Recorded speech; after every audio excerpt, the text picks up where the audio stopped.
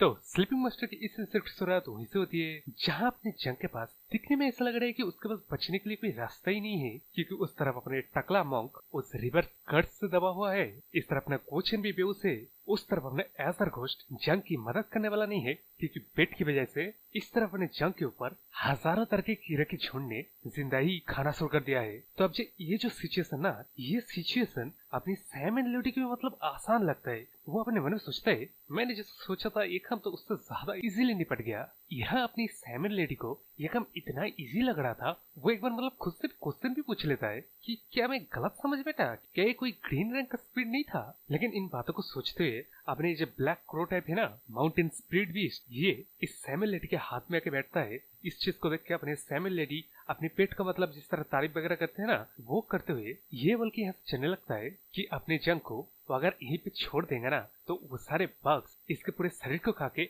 इस तरह से फिनिश कर देंगे, इसका एक ट्रेस भी नहीं मिलेगा। लेकिन तभी क्या, अपने ये सैम एंड लेडी जब पीछे मुड़ते हैं ना, तभी अपना जंग वही पीछे वो मतलब काला काला एनर्जी देख रहे हो अपने जंग के आसपास घूम रहा है, और वो जो सारे बग्स अपने जंग को खाने की कोशिश कर रहे थे वो सब के सब एक के बाद एक मतलब मरने लगते। इस तरफ अपना जंग वो जो चक्कू लिया था ना इस सैम एंड लेडी को मारने के लिए, वो चक्कू लेके वो खुद के ऊपर ही वार करता है। तो यहाँ से आपको याद होगा तो अपने जंग का ब्लड एक्सट्रीमली पॉइजनस है, जिसको कि इस बग के झुंड के ऊपर छिड़कने से ही ये बग्स मरने लगे हैं। इस चीज को देख के अपना जंग अपने हाथ को काट के उसके ही ब्लड को वो अपने पूरे शरीर में मतलब लिपटने लगता है। इखेल अपने जंग अपने ही ब्लड से नहा रहा है। तो जैसे कि होना था, इस नजारे को देख के अपने सैम एंड लेडी भी एक बार के लिए मतलब चौंक जाता है। इस मौके को देख के अपना जंग सैम एंड लेडी के ऊपर टूट पड़ता है। ये बोलते हैं कि उसका ब्लड एक्सट्रीमली लीथल है और एक ग्रेट पॉइजन एक्सटर्मिनेशन भी है। लेकिन अब यहाँ अपनी सैम एंड लेडी जंग के आते हुए बार को डॉच करके उस कौवे वाले माउंटेन सेल बीस्ट को जंग को होल्ड करके रखने के लिए बोल देता है। तो अब अपने same and lady hand sign बनाते हुए सोचता है वो अब कीड़े का यूज करके जंग के ऊपर हमला नहीं कर पाएगा, इसलिए उसे कोई स्ट्रॉन्ग स्पेल का यूज करना पड़ेगा। इस बात को सोच के आगे अपना हैंड साइन को चेंज करते आगे मतलब सोचता है ये जो टेक्निक हमने सैम एंड लेडी यूज कर रहा है ना, इसका नाम है 1000 सैटरिंग 8 टेक्निक, जिसको मतलब यूज किया जाता है स्पिरिट पावर को कमांडिंग मेथड से। तेरे इस टेक्निक का फर्स्ट फॉर्म अपने सैम एंड लेडी यूज करने से पहले अपना जंग रिचुअल ऑफ अटैचमेंट यूज करता है उस स्पिरिट बीस्ट के ऊपर। तो अब ये टेक्निक जैसे मतलब करता है, इस माउंटेन स्पिरिट बीस्ट को अपना जंग गले से पकड़ के उस सैम एंड लेडी की तरफ आते ही अपना जंग कहता है फ्यू, फाइनली कुछ शांति मिला।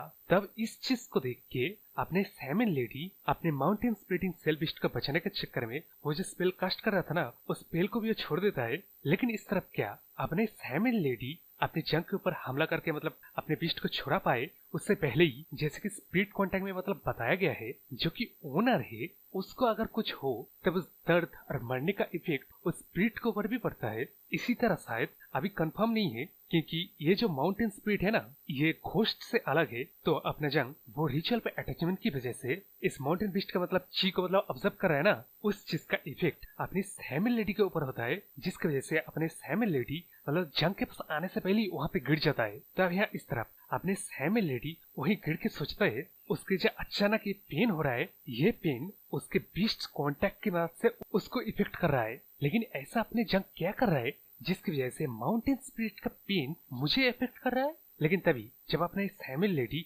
जंग की तरफ देखता है ना, तब मतलब जंग जैसे मैंने बोला वो अपने उस माउंटेन स्पिरिट का ची को एब्जॉर्ब कर रहा है, जो कि इस ची का नाम बीस्ट डीमोनिक ची है। तब यहाँ इस चीज को देख के अपनी सैम एंड लेडी को भी झटका लगता है जैसे अपने एजर घोस्ट को लगा था, क्योंकि ये जो डीमोनिक ची है वो लिविंग बीइंग के लिए एक्सट्रीमली हार्मफुल होता है, क्योंकि इस डीमोनिक ची में यन ची और डेथ ची मिला हुआ होता है। लेकिन उस तरफ अपने जंग के लिए तो मतलब अनएक्सपेक्टेड चीज था, उसके हाथ में मानो तो एक खजाना लग गया है। तब इस चीज को देख के अपने जंग मन में सोचता है मैंने सिर्फ बीस्ट को पकड़ा था ताकि ये बीस्ट कुछ कर ना पाए, लेकिन ये क्या चीज है, ये बीस्ट कुछ ज्यादा ही मात्रा में इविल एनर्जी का कंटेंट करता है। इस एनर्जी का अमाउंट उससे कहीं ज्यादा है जब अपना जंग किसी को मारने के बाद प्राप्त करता था। इसके बाद अपना जंग आगे सोचता है इस बीस्ट के पास इतना ज्यादा एनर्जी है कि मतलब उसके लिए इनफ है, वो इस बीस्ट के एनर्जी को एब्जॉर्ब करके एक एनर्जी कोड यही के यही बना सकता है। लेकिन अब उस तरफ अपने सैमुअल लेडी रोती है, कहता है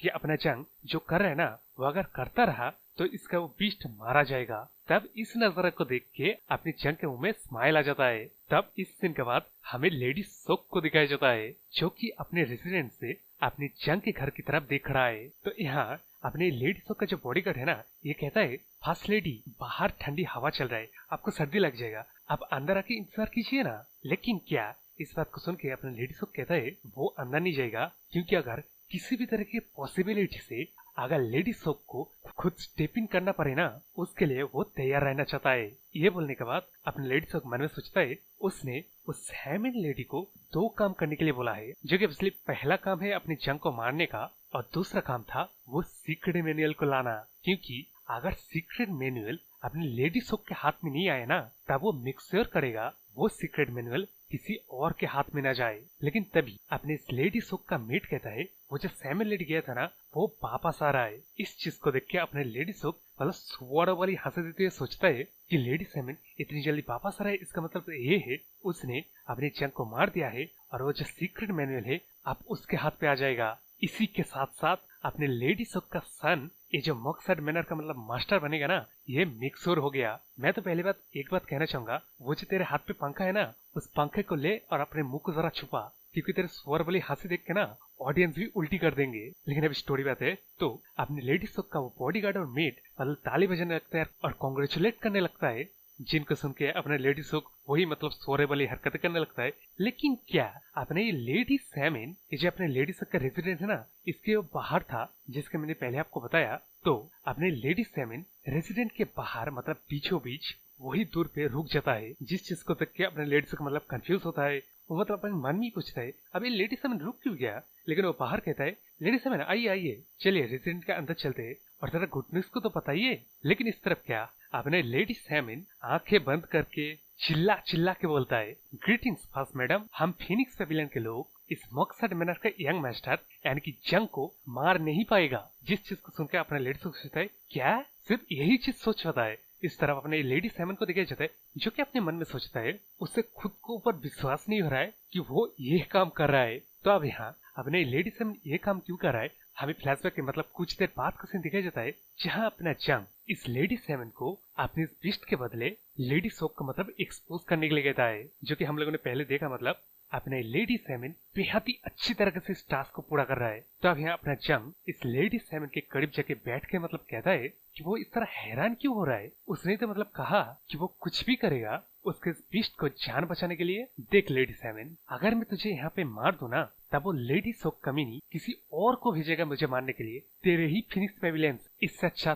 तू उसे एक्सपोज कर दे। अगर तू उसे एक्सपोज करेगा ना तब तेरा फिनिक्स पेविलियन और वो लेडी सोक आपस में ही दुश्मन बन जाएंगे। लेकिन ये चीज करने पे ना अपने लेडी सैमिन फिनिक्स पेविलियन के लिए एक ट्रेडर बन जाएगा। लेकिन यहाँ तो मतलब उसके पास कोई चॉइस ही नहीं है, इसलिए अपना ये लेडी सैमिन सोचता है अपना जंग सच्ची मुच्ची का एक डेविल है। तो आप प्रेजेंट पे आते अपने लेडी सैमिन फिर से चिल्ला चिल्ला के बोलता है लेडी सोक, आपने कहा था इस मकसद मैनर का थर्ड यंग मास्टर पोजेस्ड है, लेकिन मैंने जो देखा थर्ड यंग मास्टर पोजेस्ड नहीं है और आपका जो रिक्वेस्ट था जिसमें फिनिक्स पेविलियन को थर्ड यंग मास्टर को पोजेस करने वाले स्पिरिट को एक्सोसिस्ट करना पड़ेगा और थर्ड यंग मास्टर को मारना पड़ेगा, ऐसा काम वो नहीं करेंगे और आगे फ्यूचर में लेडी सोक इस तरह के रिडिकुलस रिक्वेस्ट फिनिक्स पेविलियन को ना करे। तो यार जैसे कि मैंने बार बार कहा अपने लेडी सैमिन ये सारी बात चिल्ला चिल्ला के कह रहा था, वो भी दूर से। इसलिए मैनर में जितने भी रेजिडेंट थे उन सब लोगों ने ये सारी बात सुन लिया।